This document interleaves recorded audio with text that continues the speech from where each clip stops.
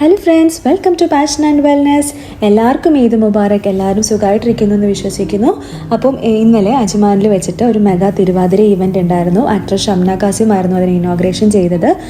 ഏകദേശം 244 പേര്, അതായത് കുഞ്ഞുങ്ങളും ലേഡീസും എല്ലാവരുമായിട്ടൊരു മെഗാ ഈവൻ്റ് ആയിരുന്നു. ട്രഡീഷണൽ ഡ്രസ്സ് സെറ്റ് മുണ്ടൊക്കെ കൊടുത്ത് മുല്ലപ്പൂവൊക്കെ ചൂടി എല്ലാവരും നല്ല ഭംഗിയായിരുന്നു കാണാൻ വേണ്ടിയിട്ട്.